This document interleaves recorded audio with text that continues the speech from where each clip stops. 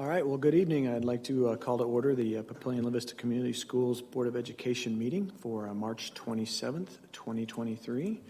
First order of business, Pledge of Allegiance, please.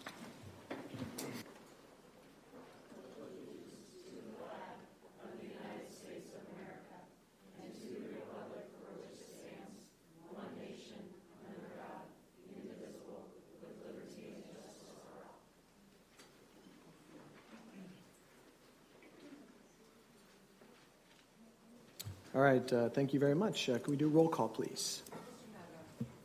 Here. Here. Here. Here. Ms. Fisher? Here. Mr. Bailey? Here. Thank you very much. Please make note of the open meetings law posted there at the entrance to the room. And that'll take care of Section 1. Section 2, Communications. I'd like to welcome Colonel Cooley from our Military Advisory.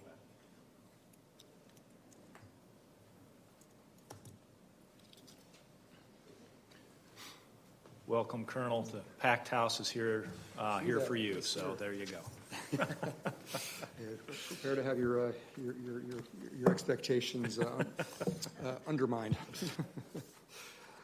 Thanks, sir. It's good to be back. Ladies and gentlemen, it's always a pleasure. Welcome back from spring break. I hope everyone had a good time to recharge and the kids are back and ready to go.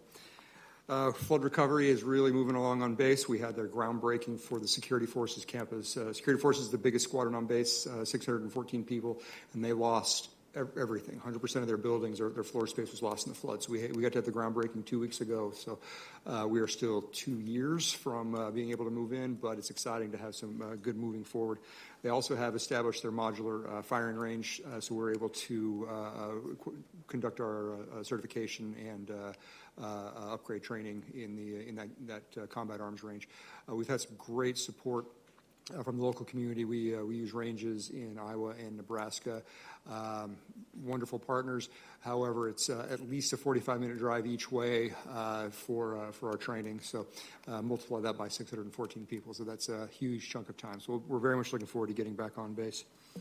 The Lake Campus, where our morale, welfare, and recreation facilities were located, the demolition's complete. Its project is moving along slower than hoped, but it is indeed coming along.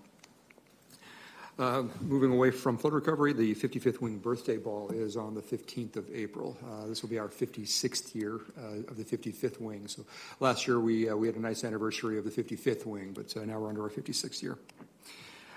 Big inspections coming up. We have in May, we have the readiness exercise validation to show that the wing can conduct overseas deployments, a lot of the ability to survive and operate skills that will be graded.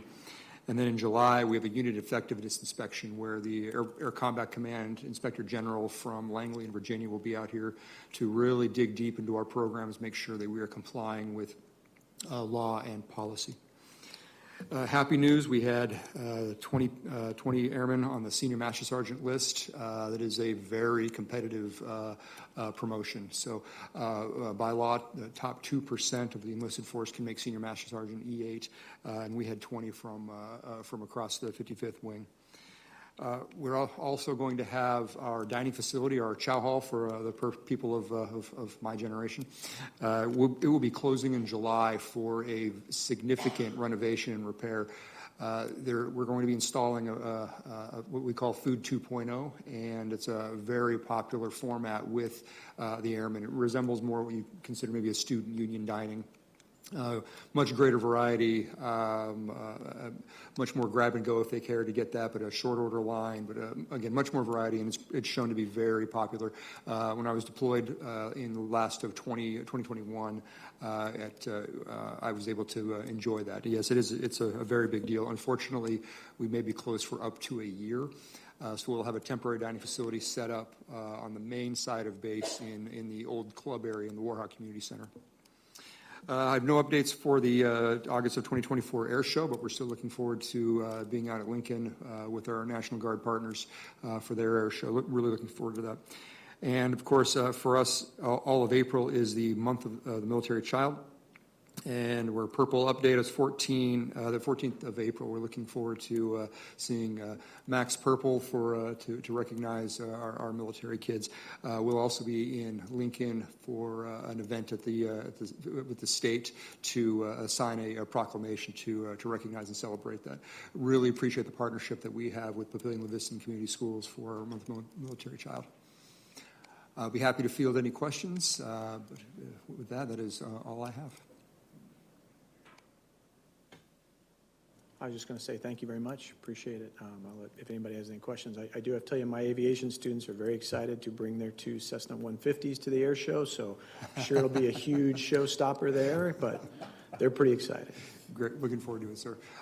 Reminds me, our Aero Club is finally back at Offutt. We were down at Plattsmouth for all of the runway replacement, and we actually were delayed a bit getting our aircraft back, and so you'll see the mighty Cessna 172 in the pattern around Offutt.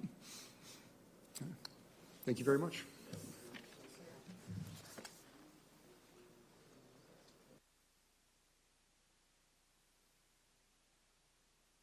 All right, item B on here, one of our favorites, and we have a lot of them tonight, but got some recognition tonight. Dr. Rickley?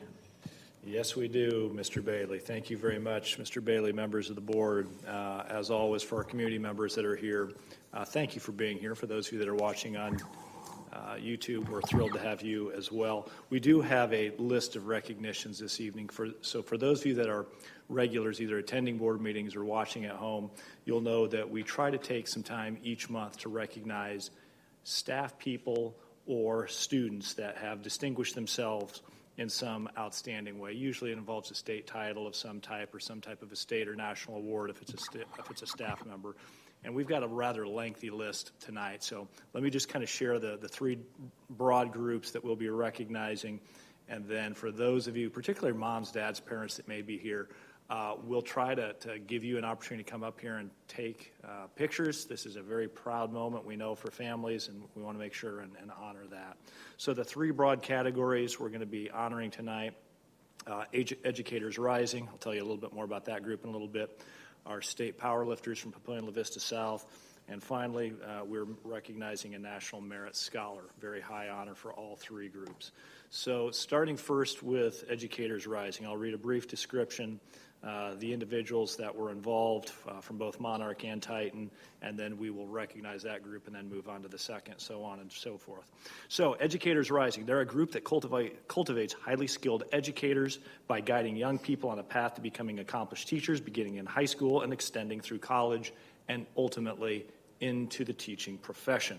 At the annual Educators Rising State Leadership Conference, high school students attended professional development workshops and participated in competitive events designed to allow students to develop and showcasing their instructional skills. Competition winners joined thousands of others from the United States across the United States at the National Educators Rising Conference this June, held in our nation's capital at Washington, D.C. Educators Rising is a tremendous pipeline of talent. You can hardly open the newspapers or watch the news anymore to see that there is an acute shortage of qualified teachers in this country.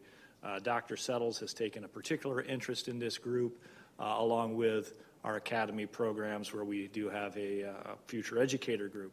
This is a group that is very, very important to the school district. We're incredibly proud of your accomplishments, and we look forward to seeing you teaching in a Papillion La Vista Community Schools classroom someday very soon. So without further ado, these individuals, if you'd please join us at this front area, we'll join you with plaques and a photo opportunity. From Papillion La Vista High School, in the category of interactive bulletin board, we have Amaya Davis and Morgan Bird, both 11th graders. On the service project side, we had Gabby Back and Lexi Franz. At Papillion La Vista South, we had 2 championships, one in impromptu speaking and another in lesson plan and delivery in the area of STEM. Also from South, we had Bennett Steele, who was recognized on the job interview side. And on the health education team, we had Danny Criswell, Emerson Rooks, and Kaylin Finch. Those individuals for both Monarch and Titan, please come down and be recognized by your Board of Education.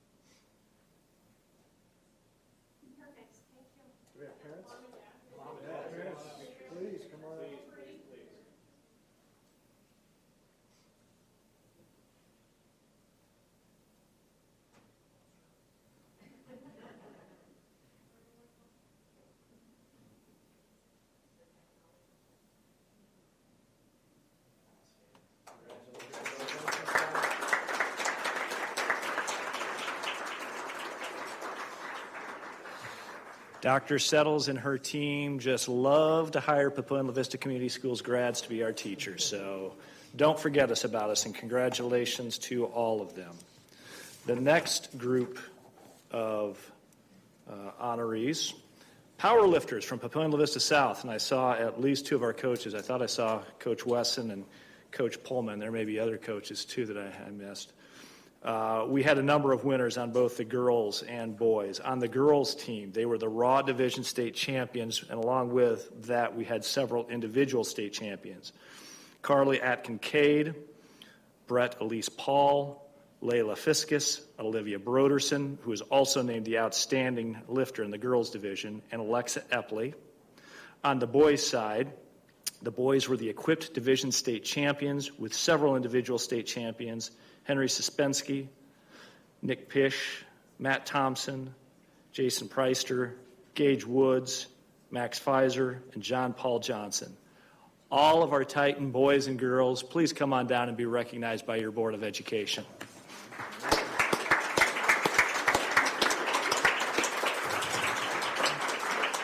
Those girls. Good.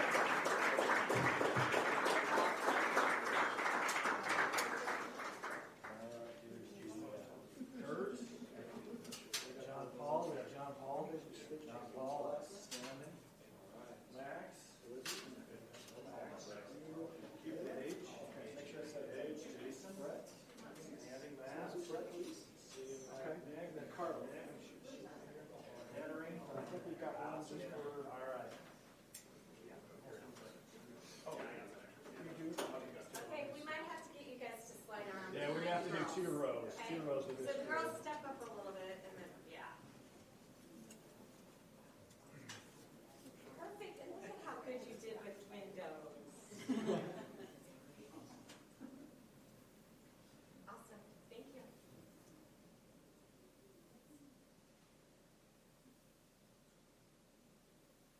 Any other moms, dads? All right, congratulations.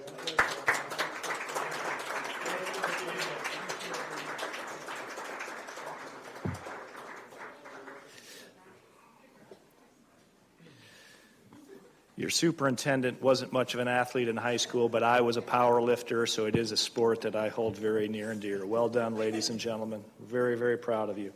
And lastly, the last recognition of the evening is an individual, Nate Burr, Papua La Vista South High School, National Merit Scholar.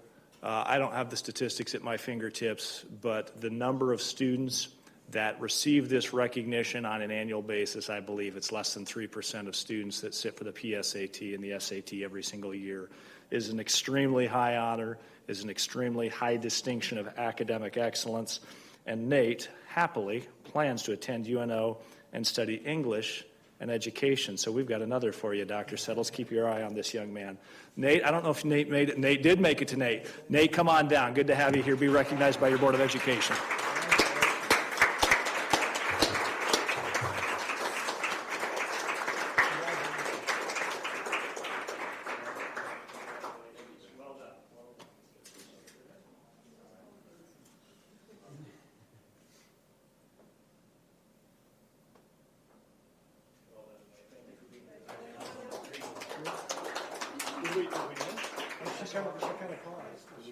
Do you want a picture? So I got a video of it. Okay.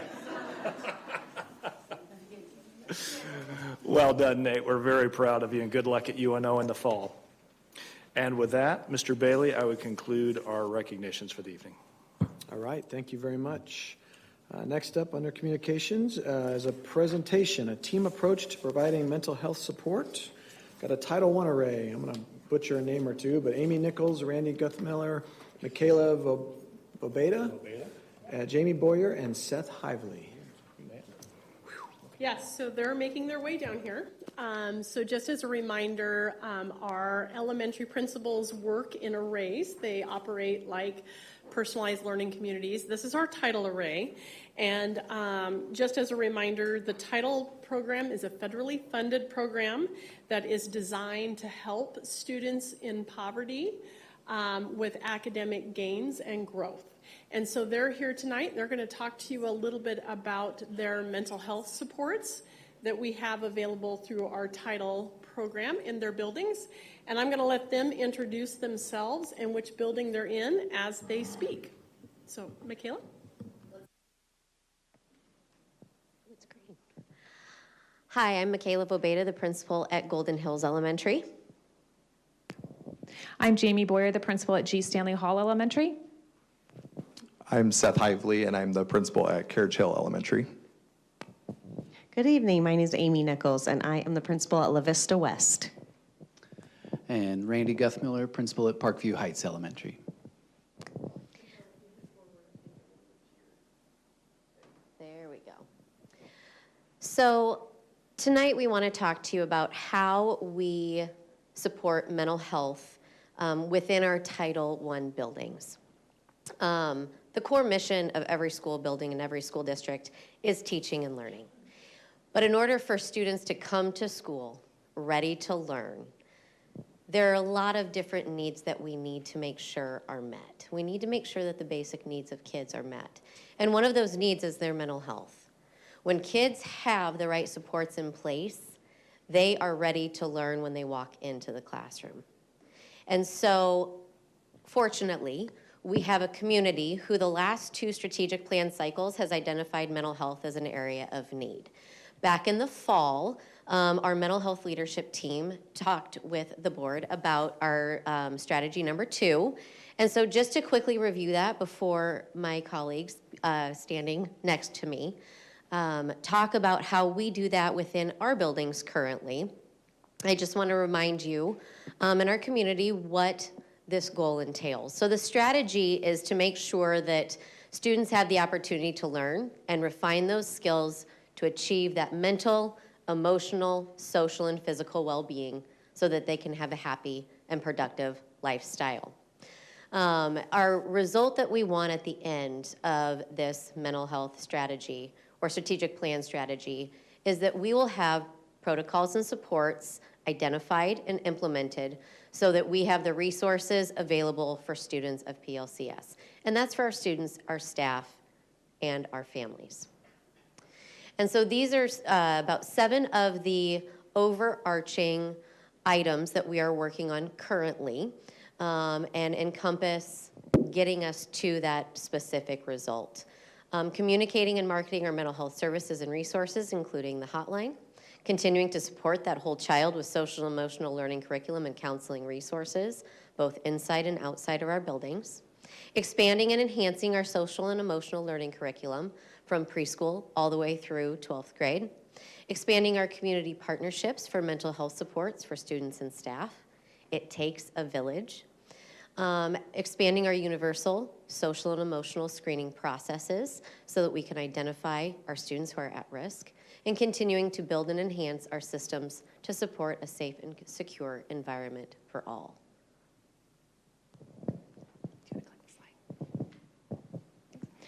So some of the building supports, we're each going to take an opportunity to share a couple of them that we use in our building. The first one I want to talk about is our student, it's a screening tool that we use, a student risk screening scale. Staff complete that 3 times a year, identifying internal and external risk factors for students. And then we are able to take that data and we're able to create school-level interventions, classroom interventions, and even break that down to individual students and provide them with the supports and interventions within the school. We're also able to use some of the data that we collect from that screening tool to make Connections Referral, which is a group through Project Harmony that are able to send out therapists within our school. And then we're also able to create small groups for students, and then we have our counselors, we have our social workers, and our school psychologists that can run some of those small groups to support the needs of our students in our buildings. Another area that we look at is attendance, and oftentimes what we find is attendance issues occur because of some of the unmet health needs of students and or their parents, and when students are in school, we know we can provide the support, the structure, routines for the students. And so some of the things that we do is we have looked at this year a cohort of students that are missing more than 10% of the school year. And we have worked to create with the students to give them weekly, monthly, and semester incentives for students to get them wanting to come to school. We've also worked with some local organizations to provide incentives for families. Sometimes families have great barriers, and that's why they're not able to sometimes get their students to school. So just being able to work with the families and find incentives to help them as well. We also create collaborative plans with families, focus on removing any other barriers and addressing any mental health needs that they might have. And finally, another organization that we use is Goals. It's a community organization that will also go into the homes and work with the parents on anything that they can do to support them in getting their child or children to school. All right, I have the privilege and honor of talking about our school counselors and therapists that come to our buildings. So in all of our elementary buildings, we have school counselors, and the work they do is phenomenal. They see kids all day, every day when they can. And, you know, some of the bullet points that we have up here, our counselors, they do individual student counseling, could be one-to-one. Sometimes it's weekly. It just depends on what the kids need. So if there's common things that students are exhibiting, they can form small groups with focus areas. So if it's, like I know at my building, at Carriage Hill, our counselor, he does attendance groups. He'll do groups on anxiety, where those kids can be together and they share feelings about it, and they work through those things. We have what's called expressive arts therapy groups, and that's from Connections. So they have specific therapists that that's how they provide therapy services. So it's kids that are interested in arts, music, creating like mental models of things. And so they come in and they collab with our counselor and with our parents in order to meet their needs. And another one that was new this year came from a mental health conference that Deb Anderson, our district mental health liaison, helped set up. But it's a SET group. It's a support for students exposed to trauma. And so that group is formed from kids that have experienced some sort of trauma at some point in their life. And so that's been extremely beneficial for our kids. And then when we talk about therapists, all of our buildings, we have therapists that come into our school.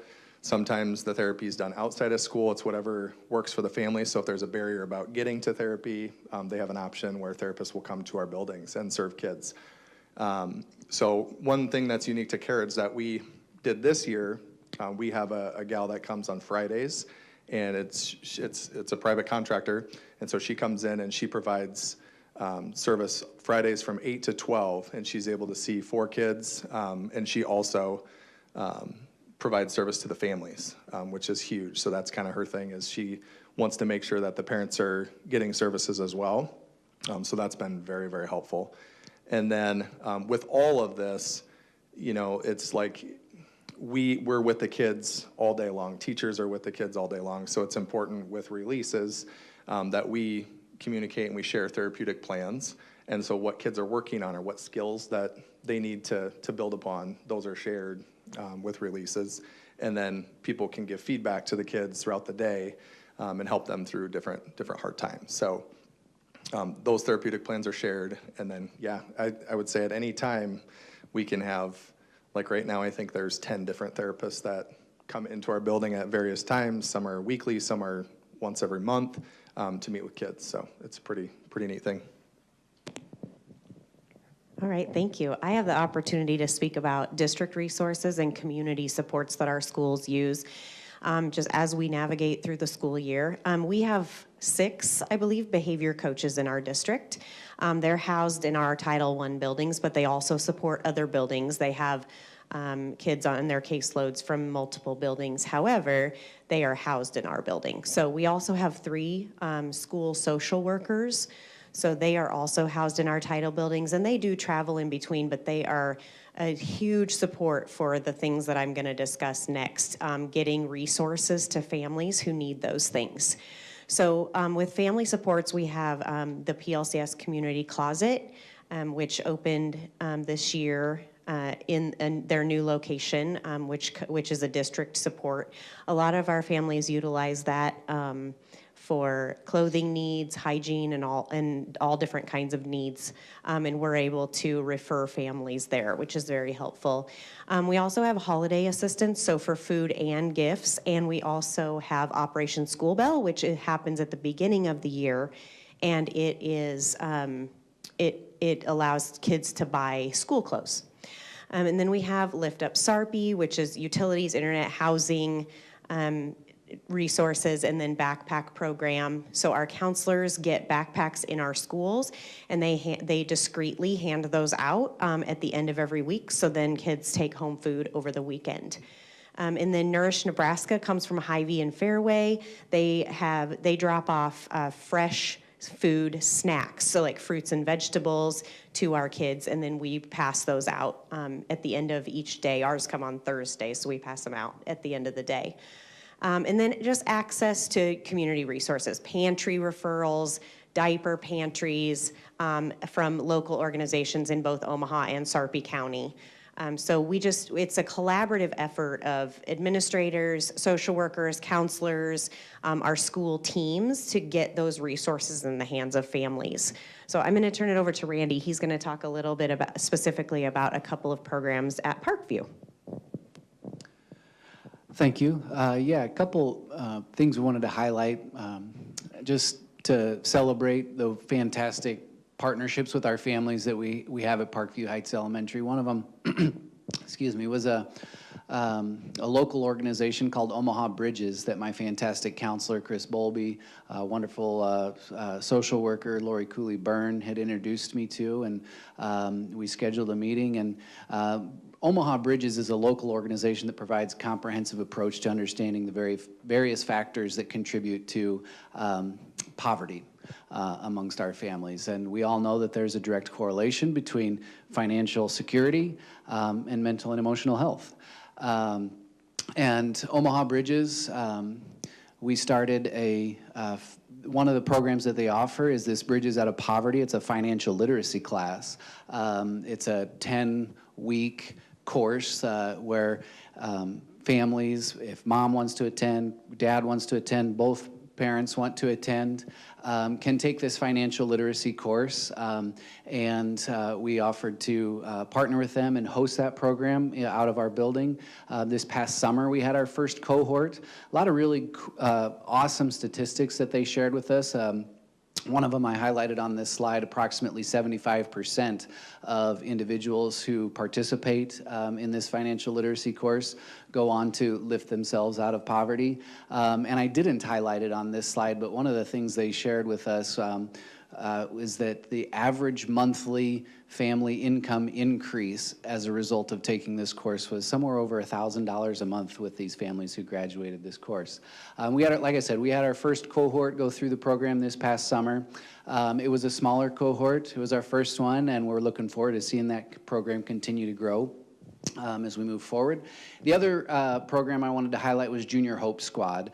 Hope Squad's been around, a nationally world-recognized program. It started based off of the idea of suicide prevention and awareness.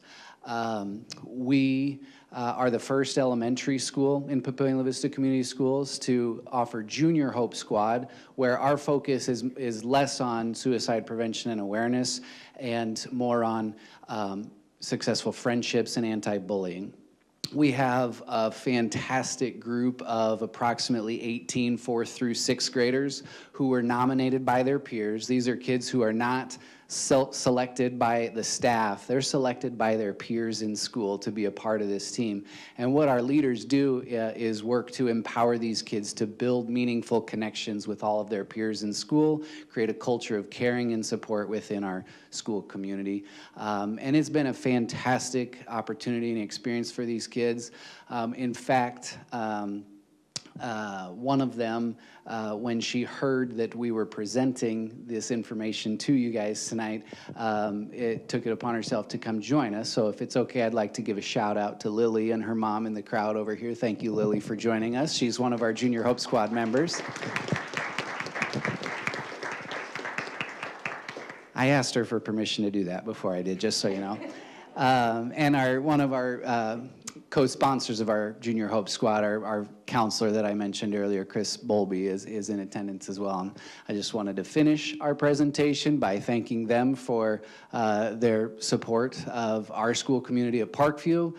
To the board, thank you for all the work that you do in support of this great school district. And with that, I think we'd like to open it up to any questions or comments you might have.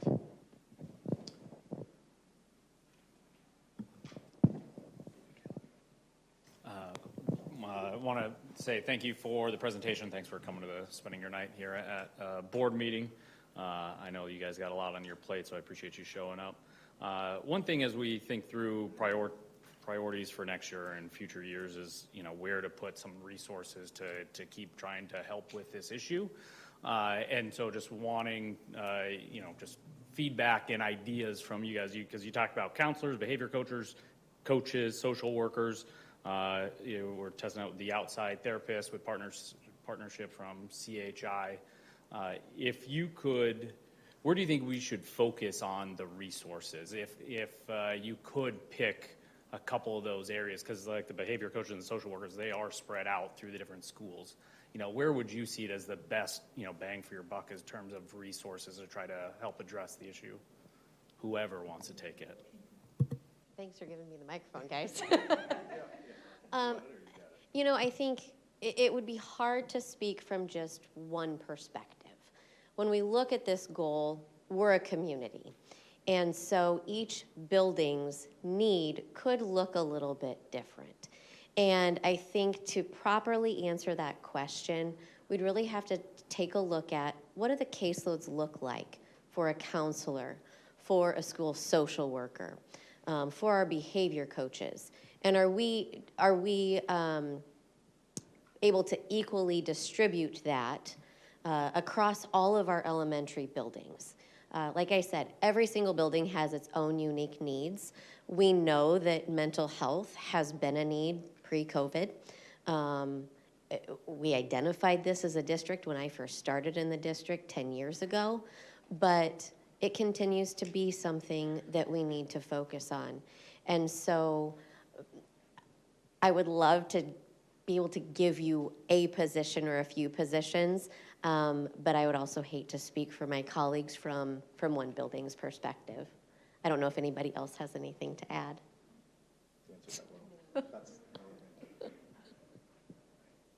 But thank you for asking that question. We know that, like I said at the beginning, it takes a village.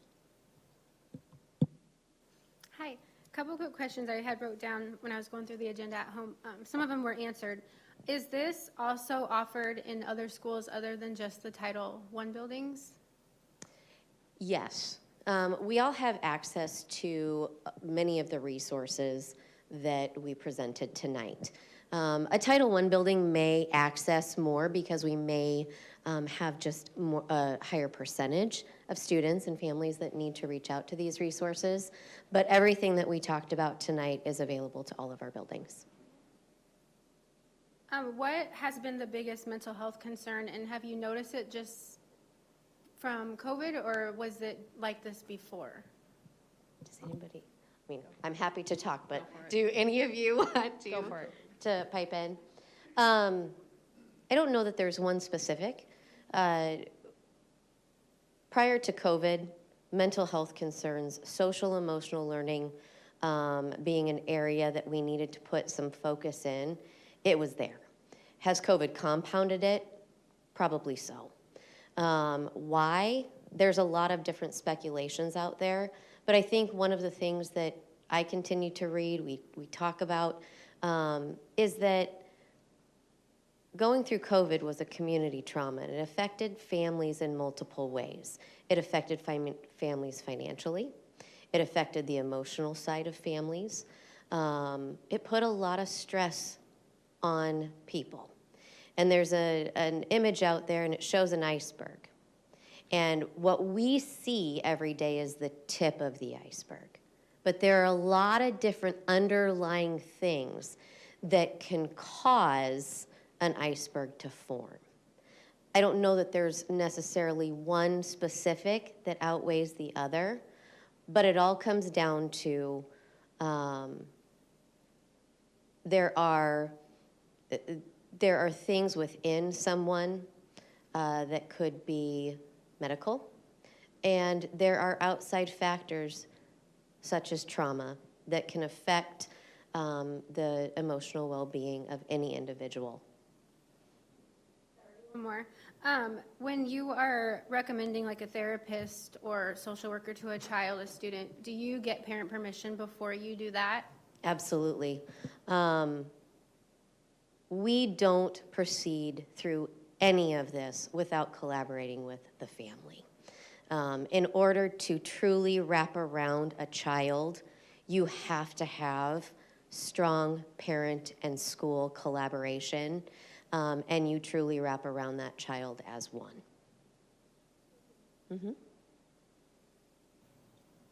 Mental health is a very important issue to be addressed, and I want to also thank you for involving the families. That was one thing that I was going to mention, because it isn't just usually the child. There comes from other aspects of their life that if they can't address those, especially in the trauma-informed, some of that trauma may have happened that the parents may not know about or may know about, and that needs to be addressed, and that has to be a family-oriented solution. So thank you. Thank you. Ms. Holtmeyer, I appreciated the question about the most common forms of mental health. I think if you would have our counselors, our therapists, our school social workers, two most common things we see in our classrooms are depression and anxiety, and that certainly is borne out by the national statistics too. Generally between 20 to 30% of students have some type of diagnosed mental health need, but we know that there's lots of needs out there that are undiagnosed, so that number is probably far greater. I just have to share an anecdote. The board's heard me share it before, but I think it bears mentioning again. When we started down this road with strategic planning with a focus goal around mental health 10 years ago, we had a board member, and I think he'd be okay with me sharing this. And at the time, I remember this board member saying, there's no question that there are unmet mental health needs in our community and in our schools. But we're a teaching and learning organization, and we ought to be focused on reading, writing, and math. And there's a fair point to be made for that. And in spite of that, we did choose to focus on mental health for the next 5 years. And then when we rebooted the strategic plan, we chose to focus on it again. That board member, after he left this board, went on to be the head jailer for Sarpy County. And he came back, and we had a really interesting conversation. And Mike told me, he said, Andy, I've seen the light. He said, when you look at the number of prisoners that we're serving in this county alone that have unmet mental health needs, that have undiagnosed mental health disorders, it's staggering. And he said, the schools can't do it on their own, but if we're not going to be part of the solution and we're not going to tackle it now, then who's going to do it and when? So there's no question that we can't do it alone. We have to collaborate. It takes a village, to use Michaela's words, but it is a critical part of what we do, and no substantive learning can occur with many of our kids until we address these underlying issues. So I'm deeply grateful for what you're doing and what the other 11 buildings are doing as well. And we are grateful for the support of our district and of this board. We see this in our buildings every day. And every one of those babies that walks through our doors, they're precious, and they deserve the best. And we've been very, very lucky that we have the support that we do here to do the things that we need to do. As a mother and as an educator, and I know we all would say this, thank you. Thank you very much. I appreciate, like they said, you taking some time out of your evening and to come here and talk to us. So I'm sure you'd love to stay for the rest of the meeting, but obviously, please go enjoy the rest of your evening and have a good week. Thank you, gang. Thank you. Great job.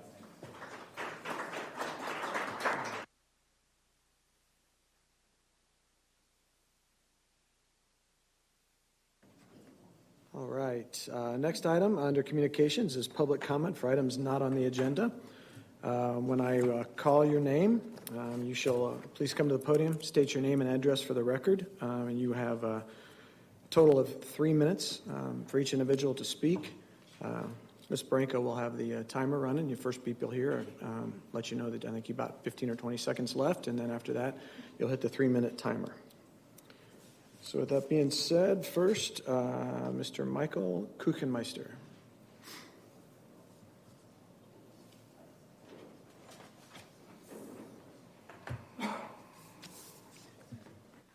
Michael Kuchenmeister, 10231 Cimarron Woods Drive.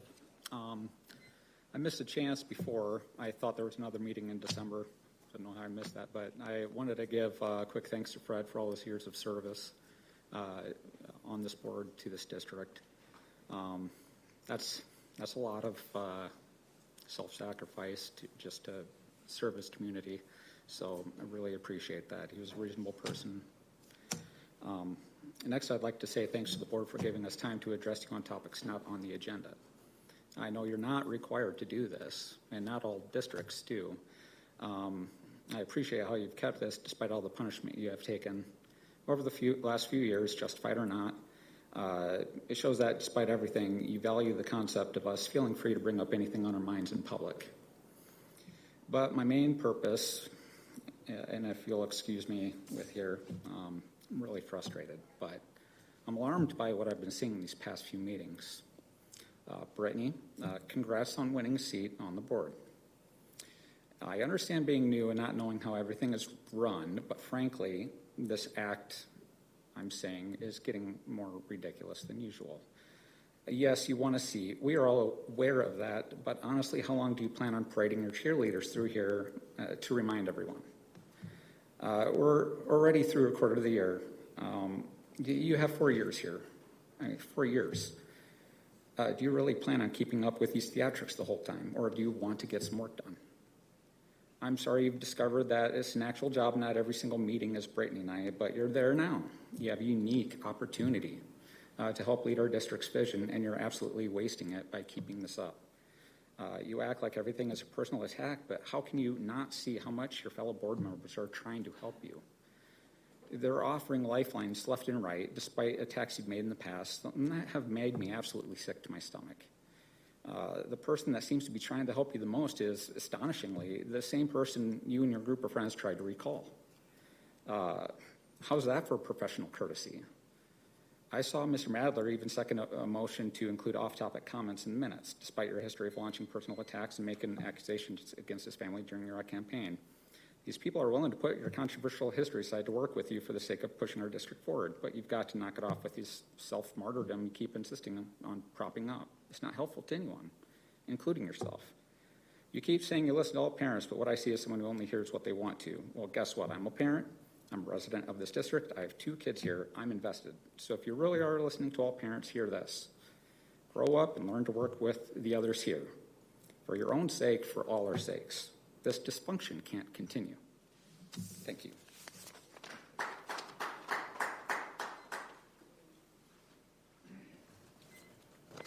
All right, next up, Mr. Edward Weniger.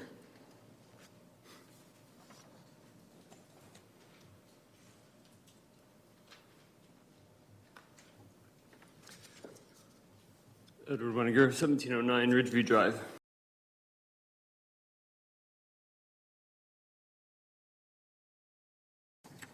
All right, next up is Mr. Jim Frederick. While Mr. I forgot his name, comes to the podium, point of information, Dr. Rickley, will you please explain the process for removing a book from the library system? Please, too, Ms. Witt. There are a number of safeguards that the district has available. First off, there is district policy that if there is a book or curriculum material that parents find objectionable, they may submit that at any time. That hasn't been done to any great extent, but that policy is certainly available. Second thing, I would remind all parents that they have the ability through their app, if they don't have the app on their phone, they have the ability to see exactly which books their students have checked out. And frankly, if they have a book specific that they want blocked through our system that their child has access to in their library, they have the abilities to put blocks on those books too. So it's really a multi-pronged approach. It starts with policy, but it also includes very practical measures for parents. If they don't want their child to access certain materials, we have the ability to put blocks in place and ways to monitor that, Ms. Whip. Thank you for the question. Ms. Siri, is there anything you'd like to add to that? No, I was just going to add the policy 6405.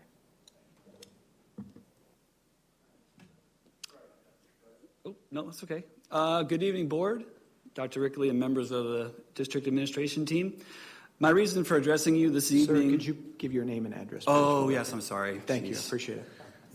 Done this multiple times and totally forgot that. Jim Frederick, 9020 Granville Parkway, La Vista, Nebraska. So my reason for addressing you this evening is to introduce myself and my fellow co-chairs of a community volunteer group supporting your bond initiative. We call ourselves the Vote For Committee, and the co-chairs include myself and my wife, Jill, Brandon and Kim Iman, Kimi and Greg Jessup, and Melissa and Brian Stolley. Our purpose really is to rally others in the community that share the same views of the bond initiative and who have a strong love and passion for this great school district, our amazing students, our dedicated and talented educators and staff. We believe strong communities form around strong public schools. This has always been true in both Papillion and La Vista. Being a Monarch or a Titan means a great deal to us. We are proud to wear the maroon and gold and the blue and silver. The district's facilities are not just places where learning takes place. They are points of pride, community hubs that host neighborhood family nights, youth sporting events, community events, or just neighborhood kids getting together on the playground and having a great time. The bond initiative addresses a lot of awesome things but you all know that. Enhancing safety and security, refreshing some of our older elementary and middle school buildings, expanding elementary classroom size, upgrades to the fine arts areas, expanding physical education areas, updates to baseball and softball fields, and providing amazing new space for our young adult transition program. That's just to name a few. Board, what you have put together is going to do great things for our school community, and we are proud to be able to help rally others in support of this bond initiative. We have 2 times this weekend where community members can come pick up yard signs to show their support. Volunteers will have signs available on Saturday, April 1st from 10 a.m. to noon, and on Sunday, April 2nd from 3 to 4:30 p.m., and we'll be stationed in the Commons area at the MCC Sarpy Center just outside the La Vista Public Library, 9110 Giles Road. You can enter through the east or west side of the building, and we'll be in the small circular public space. You can also request a yard sign by emailing vote, F-O-R, PLCSbond@gmail.com. Once again, thank you so much for your support and all you do for our staff and students. Have a great evening.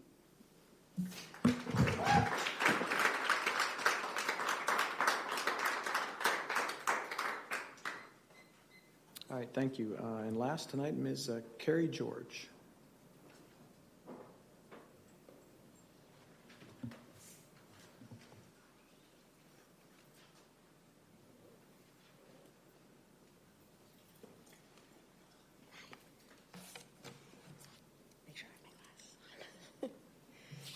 Carrie George, 602 Fleetwood Drive, Papillion. I am a Papillion La Vista school teacher of 20 years, PLEA member, speaking as an individual. I would like to stress this, speaking as an individual. My comments are my personal opinions and are not a joint statement with my colleagues. I am speaking as an individual. Recently, I listened to a radio broadcast in which a person being interviewed referred to a student graduating from Papillion High School. I would just like to take a moment to draw attention to the fact that we are Papillion La Vista Community Schools, one school district that serves 3 communities, Papillion, La Vista, and Bellevue, in addition to those who option enroll into our district. Our high schools include Papillion La Vista High School, of which I have 2 graduates, and Papillion La Vista South High School. Sorry. Next, I want to thank the parents and guardians of our school district for the opportunity to work with their children and their students. I want to thank the members of our communities for their support of our schools. I want to thank all the certified and classified staff members for their tireless efforts for the students in our communities. Finally, I want to thank the Papillion La Vista Board of Education for the recent collaboration with PLEA in a smooth negotiation process, stipends, and other efforts to address teacher concerns that ultimately provide the best for our students. I would like to call attention to the fact that the real stakeholders in this community are indeed our students. I have been attending board meetings even after long Mondays of teaching to stay informed. Sitting in these meetings, I have observed how some attendees leave after the topic of issue is covered. Understandable. But at some point, as a reasonable taxpayer, it must be prudent to rewatch to know what you may have missed, such as where the money for the stipends came from and what will be covered under the bond, or even that the meeting minutes are just a snapshot, not a transcript of what has occurred. Not having to repeat material may help the school board and the district focus on what matters most, doing what is best for our students. I would like to conclude with a reminder that those in education are paid with tax dollars, but students are our priority. Thank you.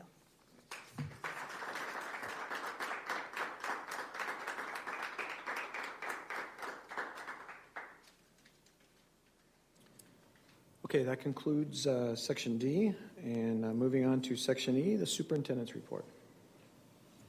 Thank you very much, Mr. Bailey, and members of the board. Just a quick update on legislation since we haven't had Mr. Gay in for a couple of meetings.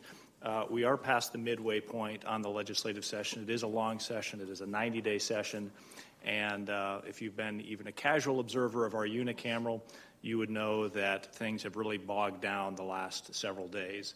Over 850 bills were introduced. We're not going to get anywhere near to that number. Mr.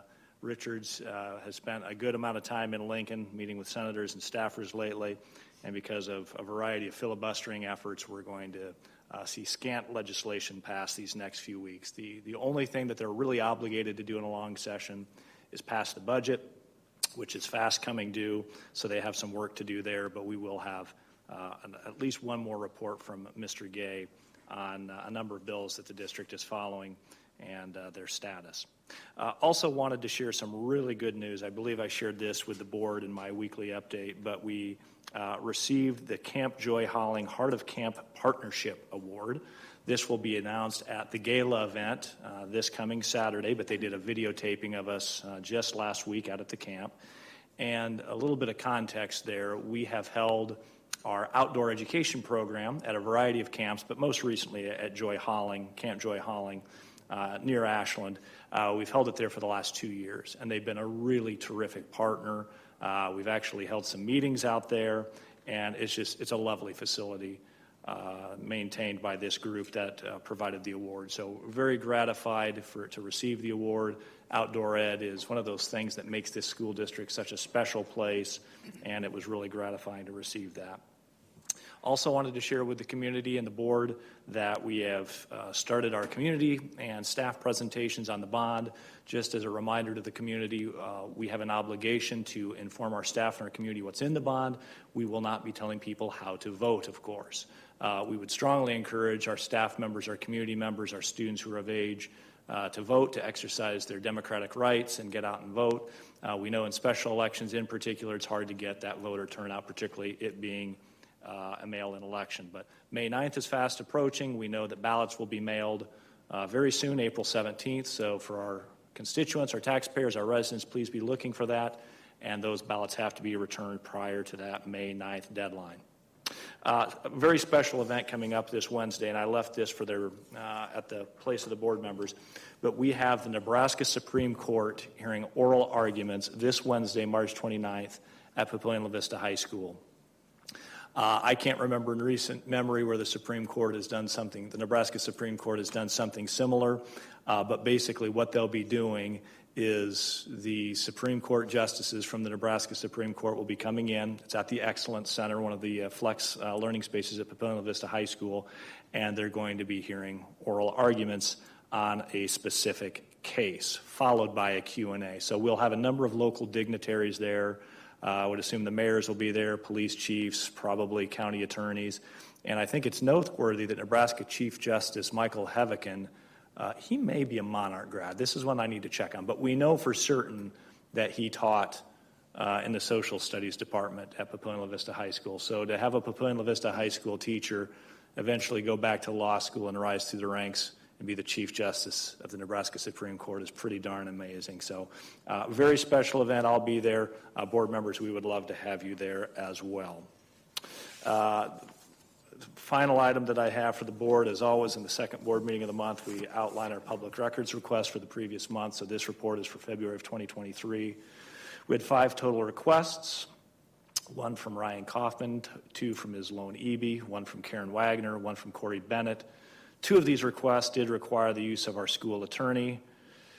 53 hours and 45 minutes of staff time currently recorded to compile the responses, and of that, $1,538.02 were charged for those requests. The first 4 hours are for free on every request. Anything beyond that, the school district may charge its time.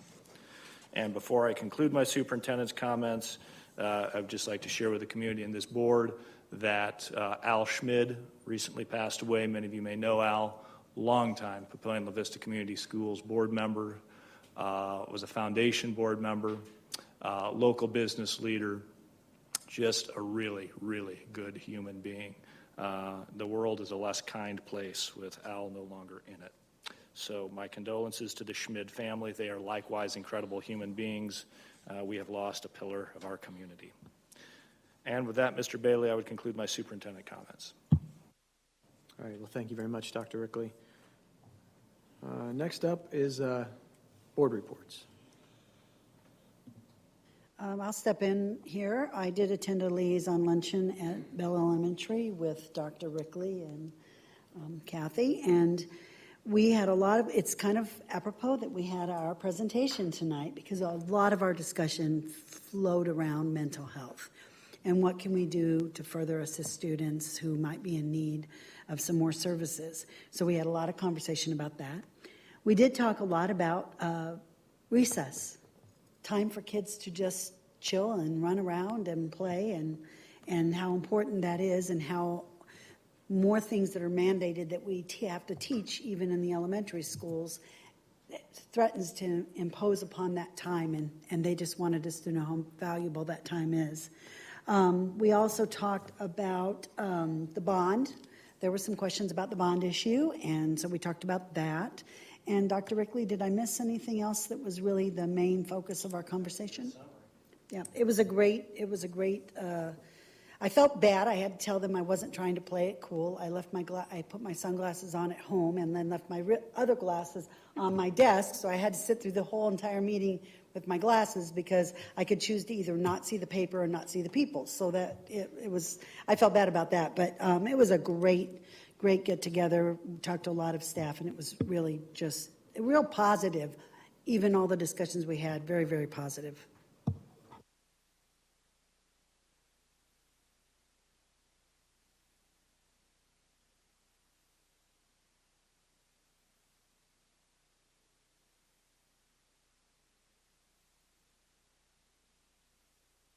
I did want to say one other thing, and many of you have already heard me say this over the years, but we are heading into warmer weather. We have more kids out in the neighborhood. We have more kids walking to and from school. And I will tell you, you all know my kitchen faces the front of the house. So I get to watch the numerous cars that drive through the stop sign, making no effort to even slow down. So the police will be hearing from me again. It is appalling to me that we have a 3-way stop sign and we're seeing people run the 2 on the main road constantly with no regard to the fact that the stop sign is for everyone, not just for everybody but you. So I just would encourage everybody, keep an eye out in your neighborhood. If you're seeing some of those things, anybody in the audience or anybody watching, let your local police know because they care deeply about that, and they will come and they will do spot checks, and I will tell you it's always very successful. All of a sudden those cars slow down and they start stopping at the stop sign again. So that's my spiel on warmer weather.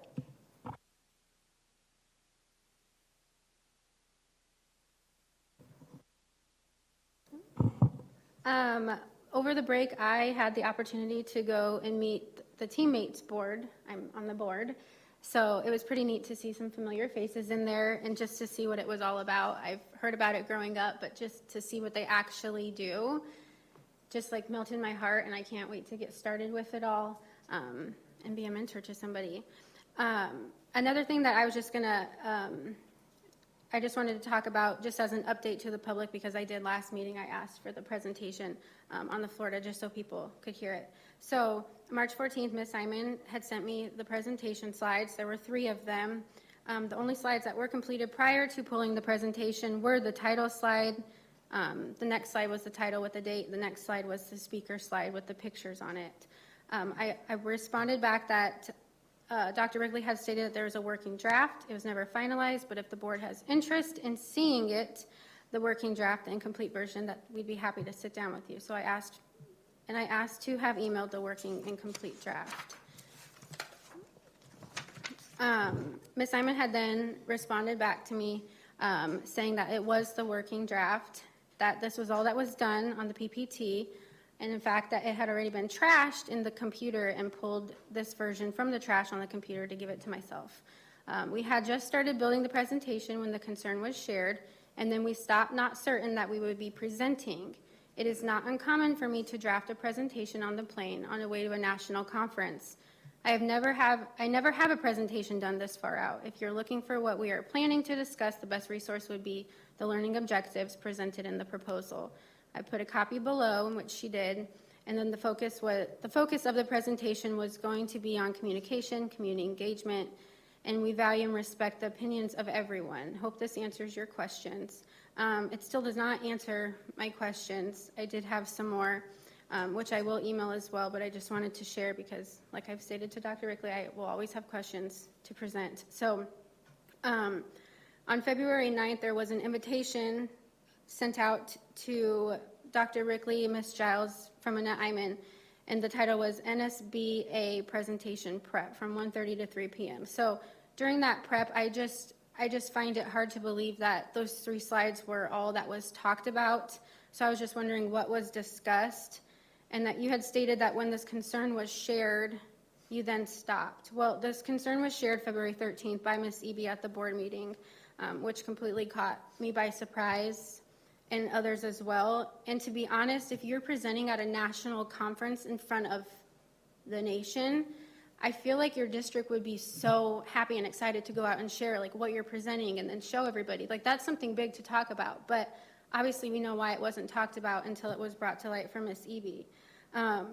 But then you said that you stopped, and then on the 15th of February, you had emailed Mr. Cronin the template for the PPT in the Orlando conference. So I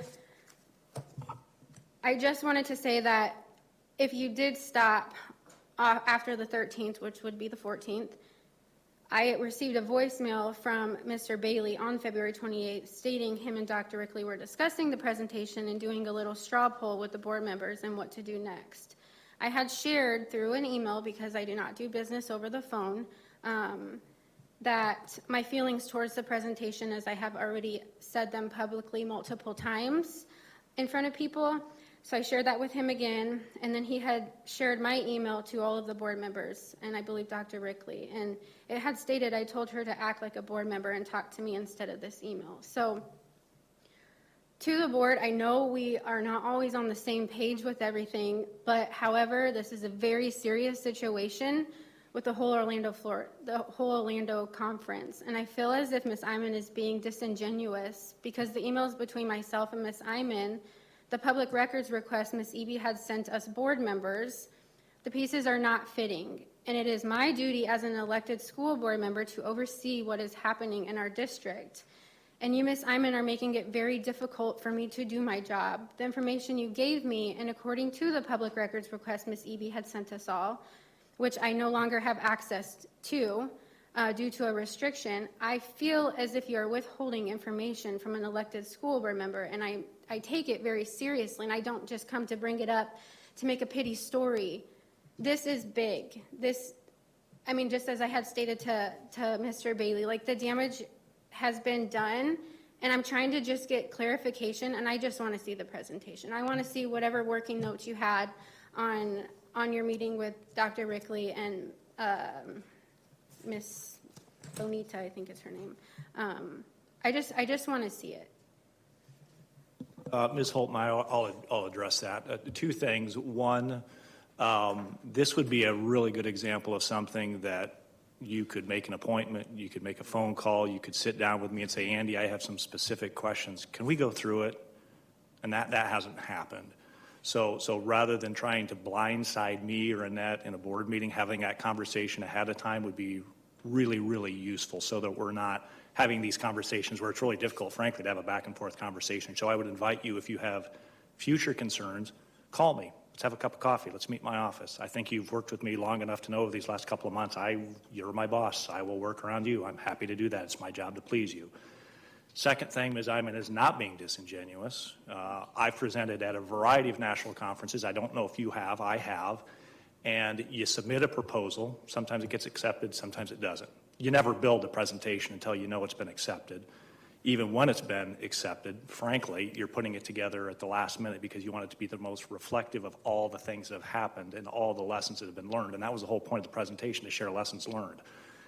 And at the risk of saying something offensive to Ms. Iman, sometimes she runs a little bit and does things a little bit at the last minute. And I sometimes operate the same way. And sometimes I put presentations together a day or two before they're due. Well, and But let me finish, please. Go ahead, sorry. You may find that very difficult to believe, but we're all very busy people, and presenting at a national conference, while it's fun and it's unique and it's exciting to share lessons learned, it's also pretty low on the list of priorities. We have lots of other things that we were working on, and getting to this presentation was a pretty low priority. So I'm sorry that you believe that there's a smoking gun, that there's a presentation out there that doesn't exist. I give you my word of honor. You can either accept that or not, that there is no other presentation other than that shell of 3 slides that we gave you, and I can't do anything to convince you of that. If you choose to believe that, great. If you don't, then there's nothing I can do to control that. I'm done now. Okay, and with that, I understand what you're saying, but she also said that she works on the plane to finish presentations. But per the public records request, Adam with the NSBA said that it had to be submitted by March 3rd. So you can't be working on a plane when it has to be submitted. Ms. That's the proposal, not the presentation itself. The proposal is exactly what you saw, the description and the learning objectives. That paragraph in the learning objectives, not the presentation itself. Okay, well, I don't have access to it anymore. So if the public records request that Ms. Eby had sent all of us board member with the link, I tried to click on it before I came, and it said I had denied access because I wanted to clarify this March 3rd, because in there it did say that it had to be submitted by March 3rd. I can't speak to the link that you're speaking to, but those emails were provided to Ms. Eby, and we'll provide those emails to you again. That's not a problem at all. I mean, if the question on the table is you want access to those emails that are requested, that's a very easy request. I do, because I know that's what Adam with the NSBA had said. It had to be submitted by March 3rd. Yeah, so just so we're crystal clear, you want access to the emails that we already gave you access to. Is that accurate?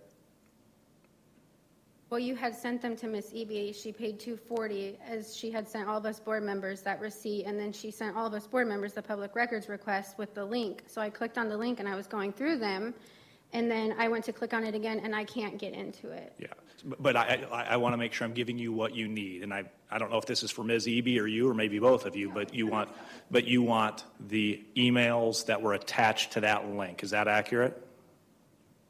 Yes, because Okay. I know that he said, so I'm not up here looking like a fool. I know that he said that it had to be uploaded by March 3rd. So. All right, so the emails, we can absolutely do that, and I'm looking at Ms. Iman. We can run those emails and get them to you very, very quickly. Thank you for your question. And I just want to remind, in this whole matter of the board, that Dr. Rickley is our only employee. All other employees and all other staff report through Dr. Rickley. I don't think it is fair to have board members call out individual staff members of our district while they're doing their job. If you have a problem with anyone doing what you think is, if you have any issues with their performance, Ms. Iman is not our employee. Dr. Rickley is our employee. You're free to talk to him about performance issues that you see fit. I just don't think it is fair to call out staff members of this school district when they cannot come up here and defend themselves to a board member. So that's it. I have a few comments. Number one, Dr. Rickley is full rights to seek the opinion of board members whenever he needs it, as he did with the concerns expressed over the conference presentation, whether you like straw polls or not, because this board has been publicly accused for not following policy. Let me quote policy 2201. The superintendent is encouraged to seek the board's counsel when decisions based on existing policy, or other controversial or emotion-laden aspects come up. If he must make those decisions prior to council with the board, a later discussion with the board is invited to help the board support the superintendent in the face of possible criticism or objection. In addition, I know you keep talking about the NSBA presentation. This is another one of those subjects that just will not die. For what it's worth, I personally did not know that a session had been submitted last fall, and I did not need to know because that wasn't the board's decision. That was the superintendent's decision and anybody who they invited to participate. COVID became an issue over 2 years ago, and let's recall, school board districts nationwide experienced extreme pros and cons from the public during the height of the pandemic. National news broadcast parents and organized groups attacking board members physically, stalking them, vandalizing their property, and other extreme measures to make their point. Not so in Papillion. And yes, we heard from you, Ms. Holtmeyer, when you were a member of the public, and others. That doesn't make you a bad person, just means you had opinions to share, and we listened to you. So I can tell you that these were the times were difficult for us. We had decisions to make that were difficult. There were strong differences of opinion. Even though decisions were not the preference of everyone, it was the choice that got us through the worst while keeping kids in school, and that was our goal. We did the best we could under extreme circumstances, and nothing was done intentionally to cause harm or cause any stress on anybody. It was done to keep kids in school, to keep students, staff, and our community healthy. And these were the lessons that would have been shared, I am assuming, during the presentation. And I have looked at the conference schedule, and there are other such presentations being made as well. I agree that some of the language used in the session description was offensive. I agree that differences of opinion do not make someone anti-anything. However, in my opinion, the description could have been fixed, updated to remove the offensive language prior to the conference and become another example of lessons learned. A more proactive course, a more positive choice might have been for the complainant to talk to the superintendent to fix it before bringing attention of this negative description and raising the ire of the community. Finally, last board meeting, we heard the superintendent address this issue. The session was pulled from the conference agenda. He has apologized and thus asked for forgiveness. As everyone's job now to accept that apology and move forward. Yet we continue to hear this over and over again, and I have no idea why, because it's been pulled, it is not an issue, and if you're not proud of what you said during those public comments, then why did you say them? Tell me now, who is the bad actor?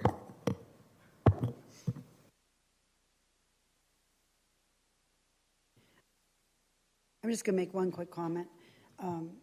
Thank you, Mr. Madler, because we're going exactly where I was going with that as well.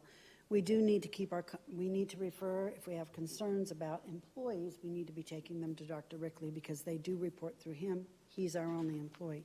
But the other thing is, I will say, I had several conversations with Ms. Iman, just in brief, passing here or there. She and I have presented at conferences before, and we've often been finishing our presentation the night before as we were getting it together, because most of the time you only have to provide a summary of what you're going to be speaking as, but you don't have to provide the entire presentation ahead of time. They give you a deadline once you get to the conference that you do, just so it can be uploaded as appropriate. I will tell you, all of the conversations that I had with Ms. Iman were very positive. We found ourselves in unprecedented times with COVID. We've never, in our district, in any district that I know across the country, been all of a sudden told one day you have kids in class, the next day you can't. All of the decisions that were made, at least from this board member, and I believe by the other board members, were made with the best intentions at heart. It doesn't matter which side of the coin didn't agree with us.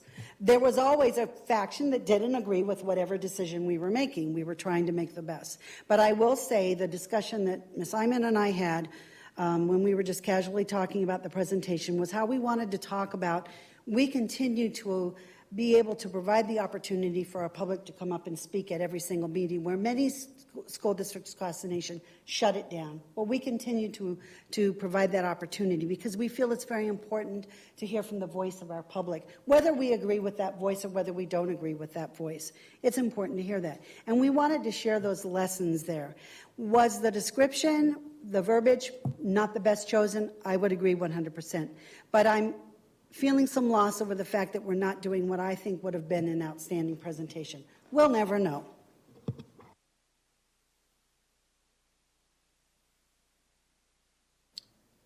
I don't regret what I've set up there because obviously I'm sitting in a different seat now. So.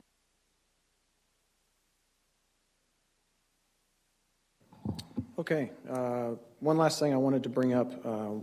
While this and other discussions were going on, I think Ms. Siri looked it up, and Mr. Weniger's book that he decided to so graphically read is not in the Papillion La Vista Community Schools collection. So regardless of what you had to endure, I apologize for that, but it is not in our collection. So I wanted to bring that up to finish this out. Mr. Bailey, pursuant to that point, one other protection that I should have added is that in addition to the app and being able to block books and the board policy that we have a searchable database so parents can put in any title that they want and find out if a book's in our collection.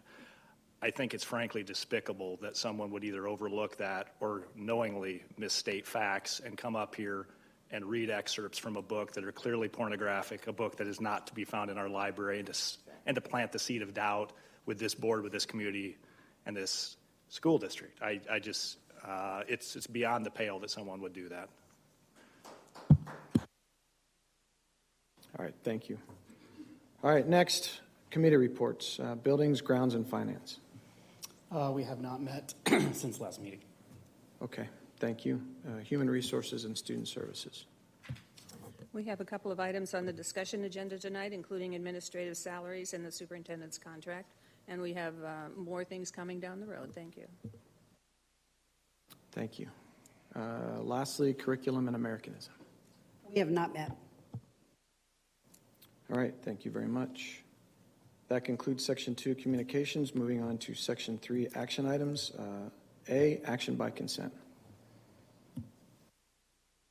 I'll make a motion to approve the action by consent as presented. Second. Okay, thank you. I have a motion by Ms. Fisher and a second by Mr. Lotus. Any comments? All right, roll call, please.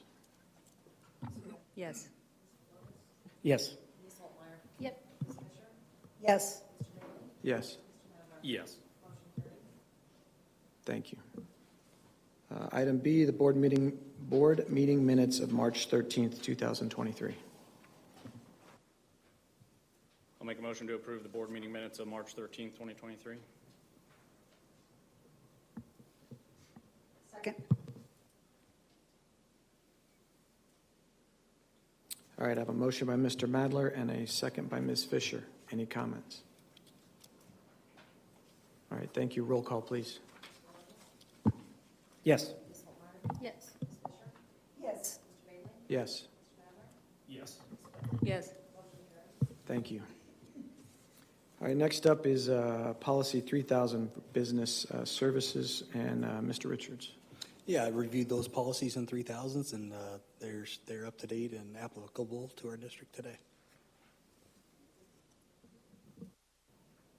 All right, thank you. Can I get a motion, please? Yep, I'll make a motion to acknowledge the review of Series 3000 Business Board Policies. Second. I had a motion by Mr. Madler and a second by Ms. Witt. Any discussion? Any comments? All right, roll call, please. Yes. Yes.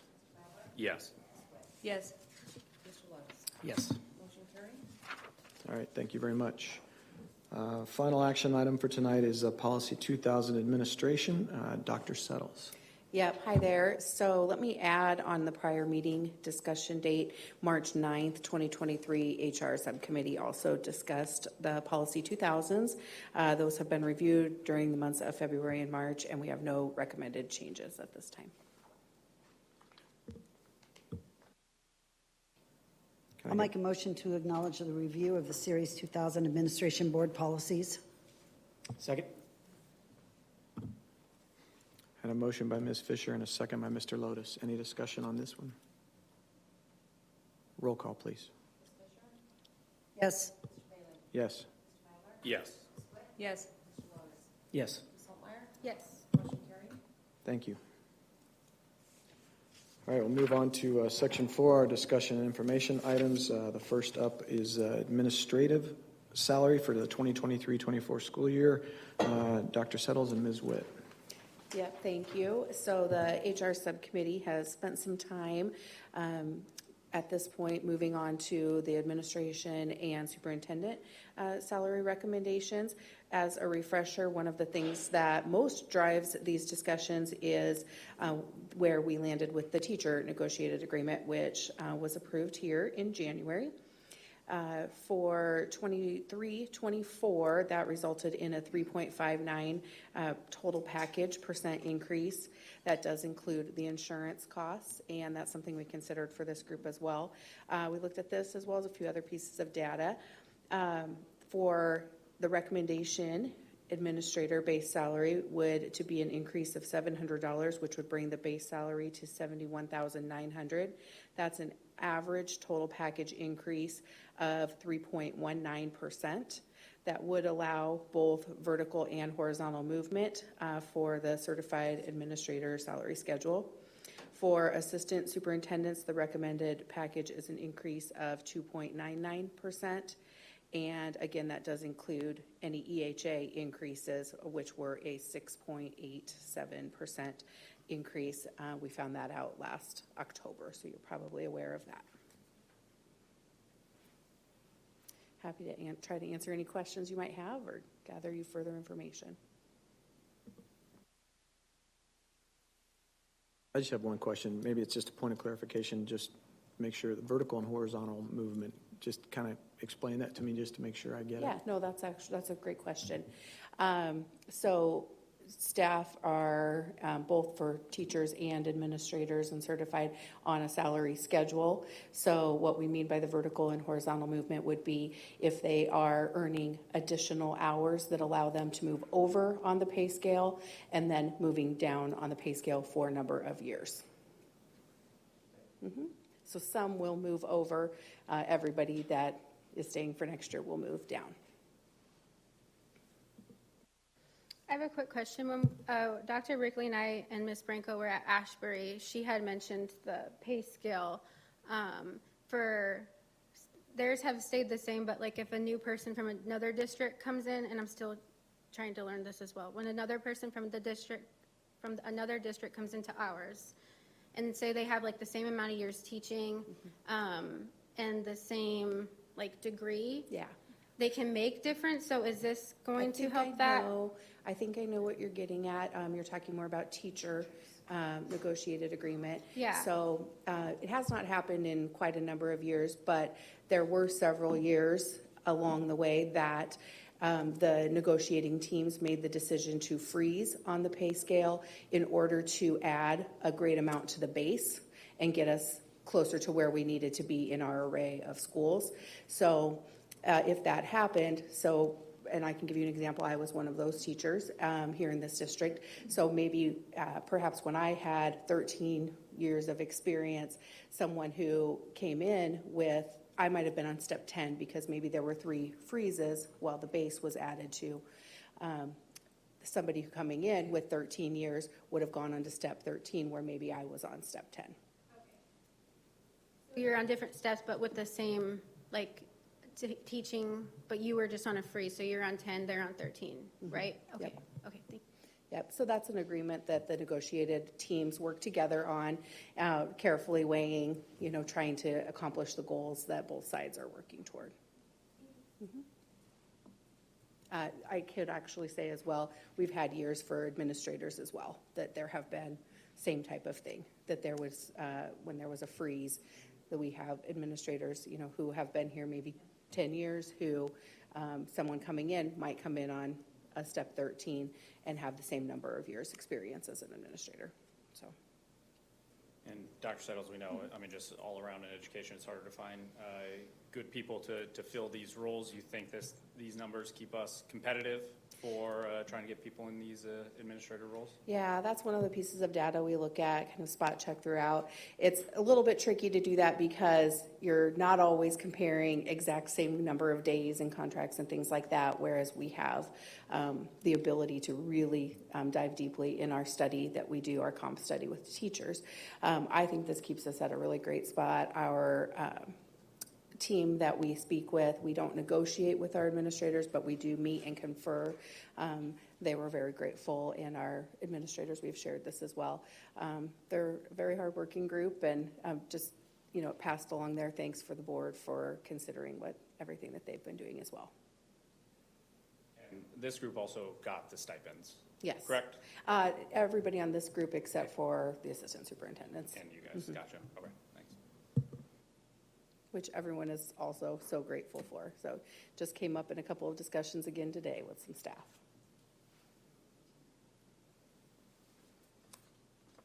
All right, is that it? Any other comments? All right, thank you very much, Dr. Suttles. All right, second item on our discussion items tonight is the superintendent contract for the 2023-24 school year. And I'll just turn it right back over to you. Yep, so also in this group, we consider the teacher total package. That helps to drive a lot of the discussions for other groups.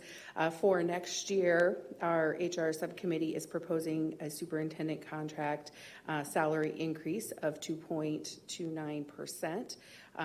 That would set Dr. Rickley's salary at $257.91.54. All other provisions of the contract would remain the same. We changed one language that it said car allowance. We changed that to transportation allowance to jive with the other times that was mentioned in the contract. With the increases in figuring in retirement, FICA, Medicare, and insurance rates, that makes a total package increase of 2.648% for next year. Back in December, you already voted to extend his contract after this year, so that all remains the same. This would cover from 23-24 through the 25-26 contract years. That makes for a total package of $321,749.10. And that contract is available for patron review on the district website in accordance with the Nebraska Superintendent Contract Transparency Act. Thank you. Two questions for you. We talked a lot about this when we were looking at this. Can you give us a little bit of information on where he fits in the array? And again, I think superintendents are even tougher because there's one thing when you talk about just straight salary, but when you get to talking about the benefits, it looks very different from district to district. So sometimes that can skew the information a little bit, and oftentimes we find, so there's really, where do you fit on the salary schedule with other superintendents from just the salary perspective, and then where do you fit with everything included? So can you give us a little insight into that? Yeah, sure. So we reviewed from this current school year, 22-23, and then we also looked at districts that might already be settled with their superintendent contract recommendation for next year. There's some done on that, not everybody, so we're not able to review all of those. We looked at 16 of the largest school districts in the state of Nebraska. We're currently the fourth largest. By salary, this current year, Dr. Rickley is 7th, and by total package, he is 12th out of those 16 largest districts that we reviewed. Thank you for that. We've talked over the years that it's important to stay at least competitive. We've never felt we needed to be the highest paid superintendent, but we do need to stay competitive. But it isn't just about competitiveness. It's about the job that the superintendent is doing. And I am in favor of this increase, so I will be supporting it when we come back around, because I do believe that Dr. Rickley does an outstanding job ensuring that our students are getting the education they're supposed to. It's his job to make sure that's happening, to make sure that he, along with his staff, is making sure that we have good staff on hand to help educate our students and be there for them in all the different ways that we need staff to be there for them. And then to make sure that this district is following the letter of the law when it comes to federal guidelines, state guidelines, mandates, all the things that come along with that. So this is something that I'm on that committee, and I do support this, what we are proposing for him for salary increase in light of the job that he does every day for this district. I would echo those comments. I look at it, and, you know, he's basically the CEO of a $140 million company. It's the amount of responsibilities I don't think people see. I mean, they don't see them day to day, so it is a lot on Dr. Rickley's plate. And I think I'm pleased with the number, and I just want to make sure we do it before he wins Superintendent of the Year this year, so that could just increase that. Thank you.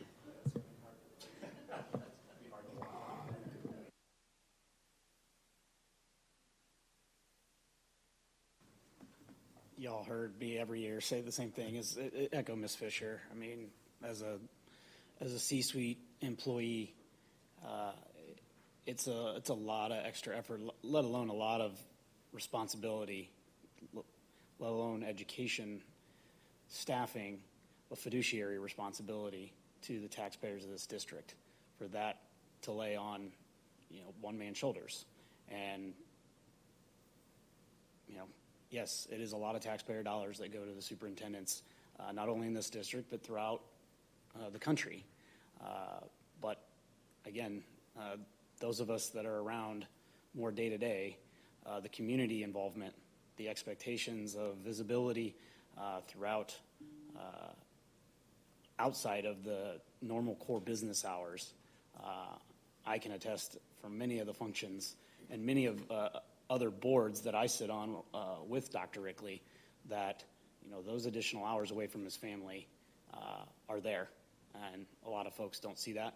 I definitely appreciate his leadership in staying focused on the goals that this board approves and holds him accountable for. I think he continues to make improvements and listen to his staff, the teachers, students, parents, community members to continue to lead this district into the future. And I think this is more than a reasonable increase based on, you know, current environment. I think, you know, there's other districts that continue to look at additional benefits and things of that nature and may be getting those directly as a request from their superintendent. We have not. So I appreciate Dr. Rickley again being a fiduciary and responsible with our taxpayers' dollars and continuing to want to lead this district and stay with this district to continue what we've been working on. So thank you. I have a question, Ms. Earls.